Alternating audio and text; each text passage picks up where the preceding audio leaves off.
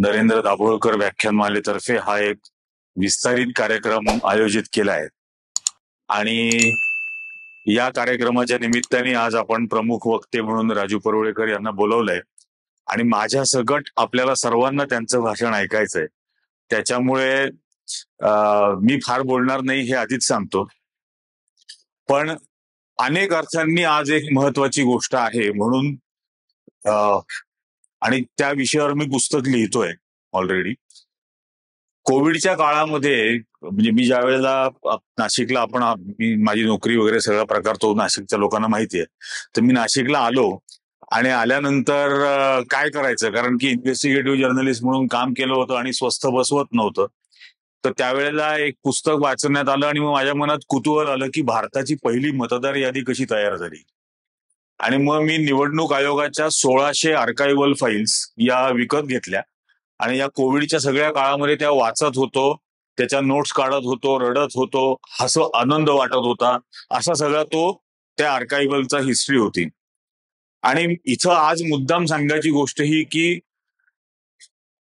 15 ऑगस्टला स्वातंत्र्य मिळालं आणि 27 ऑगस्टला पंडित नेहरूंनी राजेंद्र प्रसादांना, कारण कॉन्स्टिट्युएंट असेंब्लीचे चेअरमन होते, त्यांना पत्र लिहिलं की भारताची पहिली मतदार यादी तयार करायची आहे, कारण पहिल्या सार्वत्रिक निवडणुका लवकरच घ्यायच्या आहेत. तर त्या 21 वर्षाचा प्रौढ आणि 180 दिवसाचं डोमिसाईल या 2 निकषांवरती बनवायचे. आता हे सांगायचं म्हणजे कॉन्टेक्स्ट हा लक्षात घ्यायचा याच्यातला की याच्या आधीच्या ज्या निवडणुका झाल्या होत्या गव्हर्नमेंट ऑफ इंडिया ऍक्ट 1935 प्रमाणे त्या 37 साली झाल्या होत्या आणि त्यातली निवडणूकची मतदार यादी इलेक्ट्रोल रोल हा क्वालिफाईड फ्रँचाईज होता की जो 21 वर्षाचा पदवीधर आहे, इन्कम टॅक्स पेयर आहे किंवा प्रॉपर्टी ओनर आहे असे पुरुष आणि अशा पुरुषांचीच पत्नी, आई किंवा मुलगी एवढ्याच महिला आणि ब्रिटिश इंडियाची मतदार यादी म्हणजे भारत, पाकिस्तान आणि आजचा बांगलादेश या 3 देशांची मिळून मतदार यादी बनली 2,92,00,000 मतदार. आणि 47 साली नेहरू म्हणतायत की 21 वर्षाचा प्रौढ ऍडल्ट फ्रँचाईज वरती मतदार यादी बनवा. तर देशात कोणालाच माहित नाही की किती असतील. आणि या परिस्थितीमध्ये ही मतदार यादी बनवायला घ्यायची आणि तो संपूर्ण पत्रव्यवहार, त्या मिनिट्स ऑफ मीटिंग इतकं अंगावर काटा आणणाऱ्या गोष्टी आहेत की नेहरूंनी रावांना पत्र लिहिलं आणि त्यांना लिहिलं की देशाची उभारणी इन्स्टिट्यूशनली आणि कॉन्स्टिट्युशनली करायची आहे. इन्स्टिट्यूशन अस्तित्वात नाही अजून, म्हणून तुमची तात्पुरती नेमणूक सेक्रेटरी इलेक्शन्स अशी करत आहोत, कारण इलेक्शन कमिशन नव्हतं. आज आहे ते कसं आहे हे आपण पाहतो. आणि मग त्यांना सांगितलं की देशभरातल्या प्रशासनाला पत्र पाठवा की या 2 निकषांवरती मतदार यादी करायची आहे, तर संभाव्य अडचणी काय येतील हे आम्हाला आधीच सांगा. त्याच्यावरती रावांनी विचारलं की असं का करायचं. त्यावेळेला नेहरू म्हणाले की कालपर्यंत ऑब्स्ट्रक्शनिस्ट, अडथळे आणणारी ब्युरोक्रेसी ही आज अचानक सहकार्य करायला तयार होईल आणि कॉपरेटिव्ह होईल, अशा भ्रमात राहू नका. त्यामुळे संभाव्य अडचणी काय येतील हे आधीच मागणं हे प्रीएम्प्टिव्ह असेल. उद्या लाल फितीत काय अडकायला नको, याचा लगेच निर्णय व्हायला हवा. आणि मग एक कोर ग्रुप बनवला गेला. डॉक्टर राजेंद्र प्रसाद, पंडित नेहरू, डॉक्टर बाबासाहेब आंबेडकर आणि राव हा कोर ग्रुप बनला जो दर आठवड्याला एकदा भेटायचा. देशभरामधून पत्र यायला सुरुवात झाली. प्रशासकीय यंत्रणेकडून यायला सुरुवात झालीच, कारण एकही संस्थान विलीन झालेलं नव्हतं, पण प्रशासकीय यंत्रणा ब्रिटिशांनी निर्माण केली होती, त्यामुळे त्यांचीही पत्र येत होती. या देशातल्या नागरिकांची, संघटनांची, पक्षांची, ऑर्गनायझेशन्सची वेगवेगळ्या अशी पत्र येत होती. प्रशासकीय अधिकाऱ्यांकडून पत्र यायला लागलेली होती. आणि त्या संपूर्ण पिरियडमध्ये त्याचं एक वेगळं रजिस्टर आहे. त्याच्यात 7,92,000 पत्र आली. आलेल्या प्रत्येक पत्राचं जास्तीत जास्त 14व्या दिवशी उत्तर दिलं गेलं आणि ते अत्यंत स्पेसिफिक उत्तर दिलं गेलं. जी काही शंका विचारली आहे, जो प्रश्न विचारलाय, जी सूचना केली आहे, जे मत मागितलंय त्याबद्दलचं स्पेसिफिक उत्तर. आज जी सरकारी पत्र असतात तसं नाही की तुमचे पत्र मिळाले, संबंधित विभागाला पाठवले, टाटा, असं नाही. स्पेसिफिक उत्तरं पाठवली गेली. आणि मुंबई प्रांत त्यावेळेला होता आणि मुंबईच्या रिफॉर्म कमिशनरनी पत्र पाठवलं की 21 वर्षाचं वय कसं निश्चित करायचं, ट्रान्सजेंडर्सचं काय करायचं, त्याच्यानंतर पेव्हमेंट ड्वेलर्स, मुंबईमध्ये फुटपाथवर राहणारे, चाळींच्या जिन्याखालती राहणारे किंवा चाळींच्या गॅलरीमध्ये राहणारे, हॉटेलांमध्येच नोकरी करणारे आणि तिथंच झोपणारे, अशांचं काय करायचं. त्याच्यावरती नेहरूंनी, त्या बैठकीत चर्चा झाली, नेहरूंनी त्याला उत्तर दिलं की our criteria is not gender specific, of course transgenders are voters of India. हे ऑक्टोबर 1947चा या देशाचा नेता सांगत होता, transgenders are voters of India. त्याच्यानंतर 21 वर्षाच्या बाबत त्यांनी असं सांगितलं, या देशाच्या गावागावात वस्ती वस्तीमध्ये दवंड्या पिटवा आणि ऑन द पिट्स ऑफ ड्रम हे अनाऊन्स करा की या 2 निकषांवर मतदार यादी बनवायची आहे. तर तुमचं वय कसं निश्चित करायचं हे तुम्ही आम्हाला सुचवा. आणि ही मिनिट्स वाचताना मी खूप रडलो होतो. त्याच्यावर राजेंद्र प्रसादांनी त्यांना विचारलं की हे जे दवंड्या पिटवणं वगैरे आहे हे खरंच करता येईल का. त्यावेळी त्यांनी सांगितलं हे करावं लागेल, कारण या देशातल्या बहुसंख्य लोकांनी लोकशाही नावाचा शब्द ऐकलाय, ती कशी असते हे त्यांना माहित नाही. आणि आपल्या प्रशासनाचा माणूस ज्या वेळेला या देशातल्या गोर गरीब दरिद्री निरक्षर मागास माणसाच्या झोपड्याच्या दारात जाऊन त्याला विचारेल की तुझं वय कसं ठरवायचं हे तू आम्हाला सांग, तेव्हा त्यांचं वाक्य आहे नेहरूंचं, the democracy will find its roots. लोकशाहीची मुळं त्या झोपड्याच्या दारात जन्माला येतील आणि त्या झोपडीत राहणाऱ्या नागरिकांच्या मनामध्ये आकांक्षा जन्म घेतील की अरे लोकशाही अशी असते ज्यात सरकार मला विचारतं आणि मी सांगेन त्याप्रमाणे सरकार काम करतं. आणि त्या ज्या झोपड्यांच्या दारामध्ये लोकशाहीबद्दलच्या आकांक्षा जन्माला येतील तीच लोक या देशातली लोकशाही टिकवतील. हे पुन्हा त्यावेळेचा माणूस नेता सांगत होता. त्यानंतर त्यांनी सांगितलं की हे जे पेव्हमेंट ड्वेलर्स आहेत ते जिथं असतात, ती चाळ असेल, ते हॉटेल असेल, ते जिन्याच्या खालती असेल, त्या एस्टॅब्लिशमेंटचा नंबर हाच त्यांचा घर क्रमांक समजा, पण त्यांना मतदार यादीत समाविष्ट करून घ्या. अशा अनंत अडचणी येत होत्या. महिलांची मतदार यादीमधली नोंद 37ची, ही निरंजनची आई, निरंजनची पत्नी, निरंजनची मुलगी अशी होती, तिचं नाव नव्हतं. आणि ज्या वेळेला महिलांना नाव विचारायला सुरुवात केली तेव्हा महिलांनी सांगितलं की आमचं नाव सरकारी अधिकाऱ्याला माहिती असणं काही गरजेचं नाही, आमच्या नवऱ्याला माहितीये तेवढं पुरेसं आहे. मग रेडिओवरून जाहिराती दिल्या गेल्या, महिला काँग्रेसतर्फे जनजागृतीच्या मोहिमा, पदयात्रा या काढल्या गेल्या की या मतदार यादीतल्या नावासोबत तुमचे हक्क, अधिकार आणि कर्तव्य निश्चित होणार आहेत आणि पती हयात नसताना सुद्धा ते शाबूत राहावे यासाठी तुमचं नाव हवं. आणि मग महिलांनी नावं नोंदवायला सुरुवात केली. एका रिफॉर्म कमिशनरने असं विचारलं की मतदारसंघामधल्या ब्लॉकला घरांचे नंबर द्यायचे, ते पूर्वेकडून पश्चिमेकडे द्यायचे का उत्तरेकडून दक्षिणेकडे द्यायचे. त्यावर नेहरूंनी त्या बैठकीत सांगितलं की north east to south west आणि south east to north west या दिशांनी घरांचे नंबर द्या. पुन्हा ही चर्चा झाली. राजेंद्र प्रसादांनी विचारलं की असं का करायचं, तर त्यांनी सांगितलं या देशातला उच्चवर्णीय हा पूर्व पश्चिम उत्तर दक्षिण दिशांना राहतो आणि या देशातला सर्व बहुजन हा इतर विखुरलेल्या दिशांना राहतो. त्या पूर्वग्रही दूषित अधिकाऱ्यांनी यांना मतदार यादीतून वगळू नये म्हणून घरांचे क्रमांकच अशा दिशेने द्या की ती सर्वसमावेशक बनेल. आज सगळी धडपड ही मतदार यादीतून कसं वगळायचं यासाठी केली जाते. आणि हे त्यावेळची होती. या ज्या निर्वासित आले, म्हणजे ईस्ट पाकिस्तानमधून आसाममध्ये जे निर्वासित आले, तिथं आसामच्या अधिकाऱ्यांनी सर्क्युलर काढलं की बंगाली भाषा बोलणारे हे जे हिंदू आलेले आहेत आसाममध्ये, हे एक दिवशी आसामला बंगिस्तान करून टाकतील, त्यामुळे यांना मतदार यादीत घेऊ नका. तर त्याला रिप्रिमांड केलं गेलं आणि नवीन आदेश काढला गेला की या लोक ज्यांच्याकडे 180 दिवसाचा डोमिसाईल नाहीये अशा सर्व निर्वासितांकडून, आणि विस्थापन फक्त पाकिस्तानातून झालेलं नव्हतं, भारतातल्या भारतात सुद्धा अंतर्गत विस्थापन झालं होतं.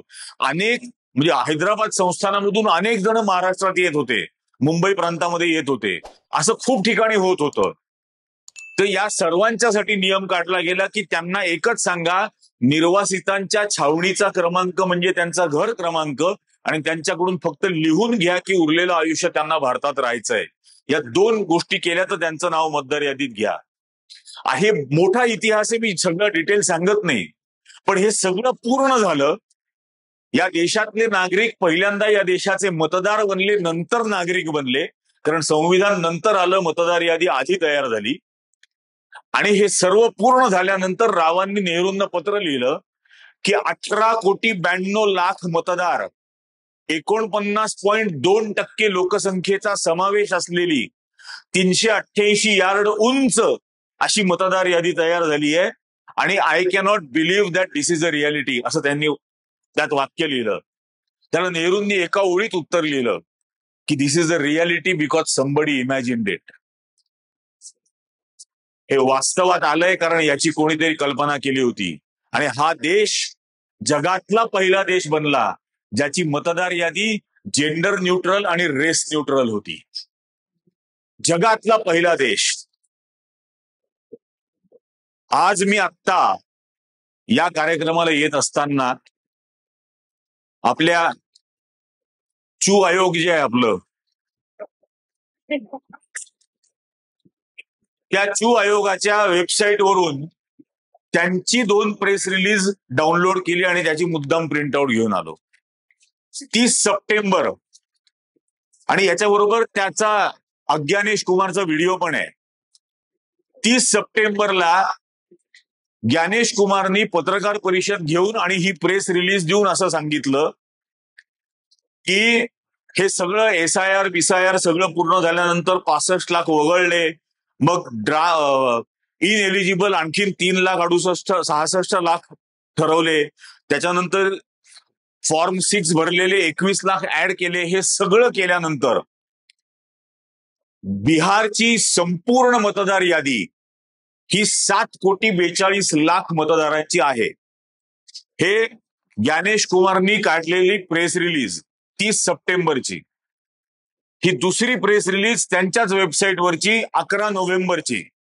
मतदानाची दुसरी फेरी पार झाल्यानंतर त्यांनी पहिल्या फेरीत किती पुरुष मतदार, दुसऱ्या फेरीत किती महिला पहिल्या फेरीत किती महिला मतदारांनी मतदान केलं, एकूण मतदान किती टक्के झाले, अशी सगळी आकडेवारी दिली. त्याच्यात त्यांनी टोटल पण दिली. त्यात त्यांनी सांगितलं की दोन्ही फेऱ्या मिळून बिहारच्या निवडणुकीमध्ये 66.91% मतदारांनी मतदान केलं. 66.91. त्याच्यानंतर त्याची संख्या सांगितली 7,45,26,858.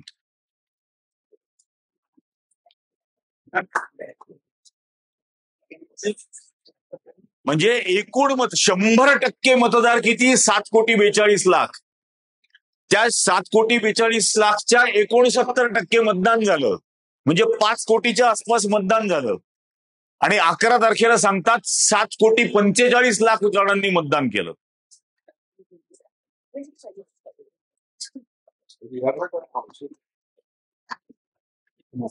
हे नाही, हे बिहार नाही, हे अख्ख्या देशाला कळायला पाहिजे. ज्या लोकशाहीसाठी, ज्या मतदानाच्या अधिकारासाठी, ज्या स्वातंत्र्यासाठी, ज्या फ्री स्पीचसाठी, ज्या या सगळ्या स्वातंत्र्य आंदोलनामधून आणि संविधानामधून आलेल्या मूल्यांसाठी आपल्याच वाडवडिलांनी प्राण दिले, त्याची आज ही अवस्था करून ठेवलेली आहे की 5 कोटीचं मतदान झालं आणि 2.5 कोटी मतदान जास्त मोजलं. 2.5 कोटी. या देशातला नागरिक जोपर्यंत आपल्या पायातलं खेटर आणि जोडा काढून यांच्या थोबाडात मारत नाही, तोपर्यंत ही व्यवस्था सुधारणार नाही. यांचं उत्तरदायित्व तरच निश्चित होईल जर का यांच्यासाठी अकाउंटेबिलिटी आपण तयार केली तर. हे प्रश्नचिन्ह जोपर्यंत आपण उपस्थित करत नाही, आपण विचारत नाही, तोपर्यंत ही नेहरू जयंती साजरी होतच नाही. ज्या माणसांनी या लोकशाही संस्था उभारल्या, या इलेक्शन कमिशन असेल आणि या सगळ्या आणि या डेमोक्रॅटिक इन्स्टिट्यूशन्सच्या मार्फत इथली लोकशाही भक्कम करण्याचा प्रयत्न केला, ती आज इतकी खिळखिळी आणि इतकी लाचार करून ठेवलेली आहे की हे सगळं चाललेलं आहे. तिथं टेलिव्हिजनवरती आनंदोत्सव काय चाललेले आहेत निवडणुकीवरून, आणि मग राहुल गांधींनी तेजस्वीला कसं हे केलं. अरे हे काय, हे 2.5 कोटी मतदार आले कुठून मतमोजणीमध्ये, आणि याचे जाब कोण विचारणार आहे? हेच महाराष्ट्रातल्या स्थानिक स्वराज्य संस्थांच्या निवडणुकांमध्ये सुद्धा करतील.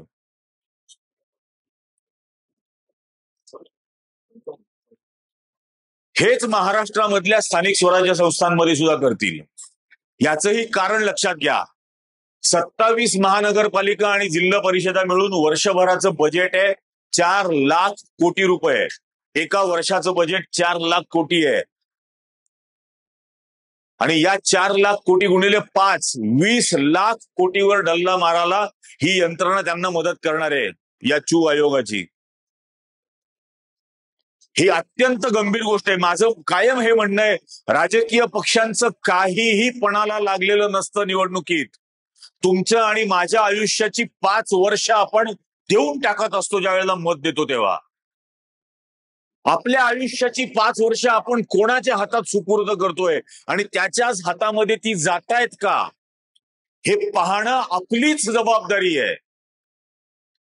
आणि ती आपली जबाबदारी आपल्याला संविधानाने दिलेली आहे, आपल्या या स्वातंत्र्य आंदोलनाने दिलेली आहे.